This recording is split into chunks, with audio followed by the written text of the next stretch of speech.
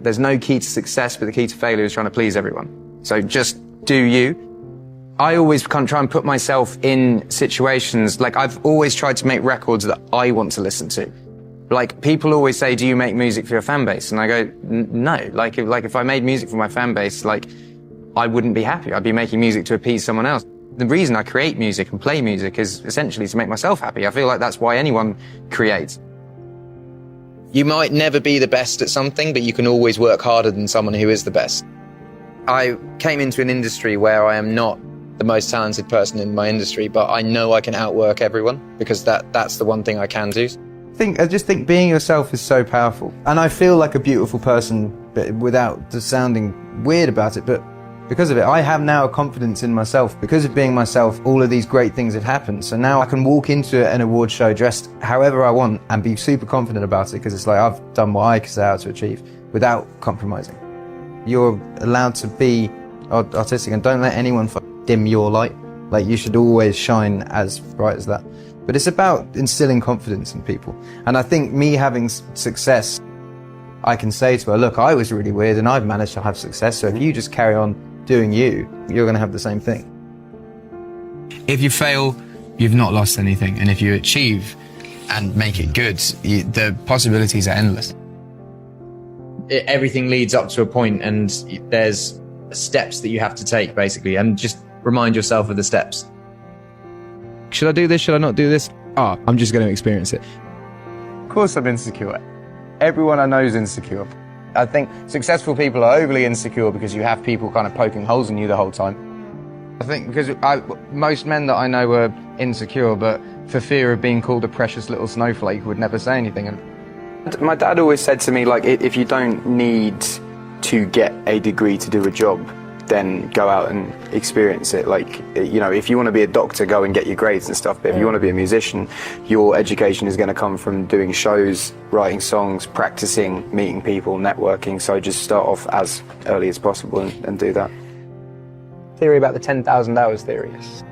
When I first started out, I saw Damien Rice in concert. I mentioned it in a song. I said, I won't stop till my name's in lights, Stadium Heights with Damien Rice. And literally, like, I watched him and was like, I want to do that one day.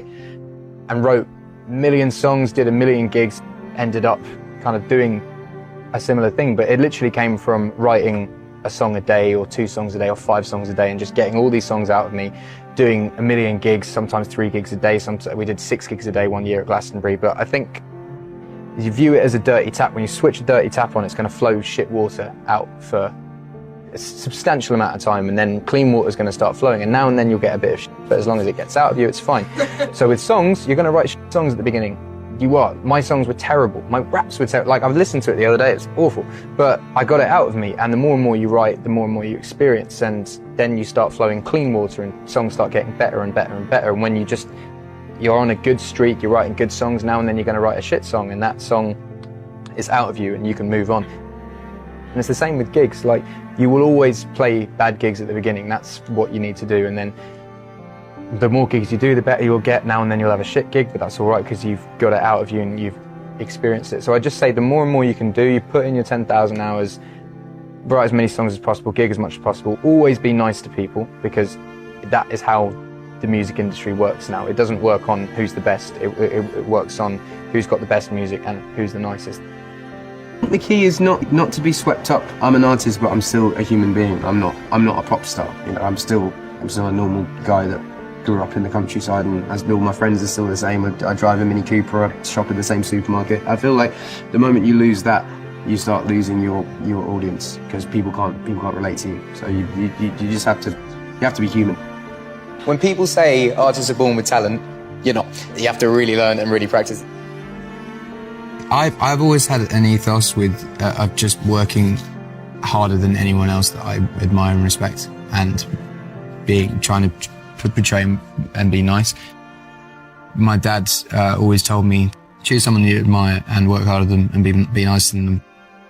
I don't know, there's a few things, but someone said something to me the other day when I was in the studio, and he said, dare to suck, which I thought was a really, really good thing, where you're not afraid to fail. I think that's a really good thing for a musician to have. So yeah, dare to suck, basically.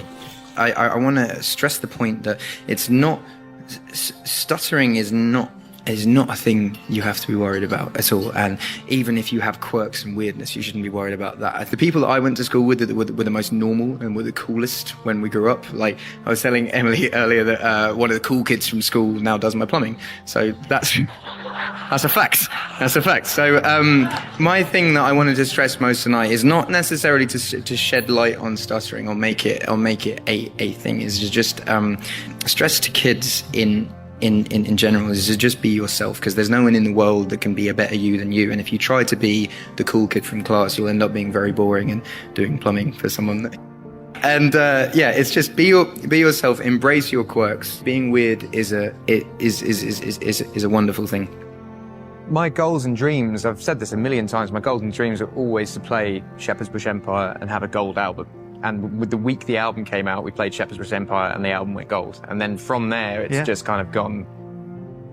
So it's quite easy for me to be myself, because I've been every step of the way, every time I've been myself, I've had success in it. But I think it's hard when you've had a lot of success musically, maybe doing something that you didn't believe in 100%. You know, sometimes the success that you find isn't actually you being yourself. But also I think it's the fake it till you make it attitude of, if you let people think you're successful, then you will eventually become successful. My pain might be different to someone else's. It might not be on the scale of anyone else's, but it still creates music. I don't really see the point of making music if it's not an expression of self or a form of therapy. You know, it's like, if I have a bad day, I want to write a song. I don't want to write a song to have a hit. I want to write a song because I want it to make me feel better. When you're angry with something, you write either an email or a letter to that person, and then you just write everything down and then you don't give it to them. It's just about getting it out, and it just makes you feel better. You have it, you read it, you rip it up, you're done. All creatives are prone to real ups and downs, because you have a part of your brain that you open to write a song, that you let these really personal emotions out to write the song. But then that part doesn't close sometimes, so you are just, you feel so much, and you are up and down and up and down. And my highs are really high, but my lows are really, really low. And I got really low and realised that the thing that made me happy was writing songs and getting those feelings out again. I find I've been working on it for the past eight years, and whether it be getting rid of a phone and only answering emails like, you know, twice a day, or whether it's like cutting down my friendship group to the bare minimum just so I trust everyone, or whether it's living in the countryside in the middle of nowhere and kind of closed off a bit from reality. I think all of these little things are in place to protect my mind, and it's all working, I think. Fame is an enhancer of anything that is going on. If you have an ego, you get a bigger ego. If you're anxious, you get more anxious. If you're shy, you get more shy. I look at my dad, and my dad has 4 friends now, and they're like his core friends. And he probably had 20 friends when he was 20 or 25. But the older you get, the smaller your friendship group shrinks, and fame just speeds that up. It just enhances that. So my friendship group has shrunk, but I'm left with the people that I'd have been left with in 20 years anyway. So yeah, I have changed. I've learned a lot. I don't care what people think. Like, I'm so happy with where I am. I love my friends. I love my wife. I love my family. No one's to celebrate the success with. Like, what's the point? So I'd say the greatest success has been settling. I want a 30-year career, not a 5-year career. I don't want to do it all up. You know, we could have done stadiums a lot earlier on. We could have done arenas a lot earlier on. We could have released 5 albums in 5 years, but it's a marathon, not a sprint. And I remember being around a lot of my contemporaries that were doing so much better than me, and my manager being like, just slow down, just slow down, just slow down. And now I'm still here 6 years on and they're not. And I think you like, the whole music industry, you just need to just pace yourself. Just take time to make great albums. You don't have to stick out music all the time to stay relevant. You'll stay relevant by making great records, and to make great records, you have to spend a lot of time to do them. If you don't aim for the top of the mountain, how are you ever going to get halfway?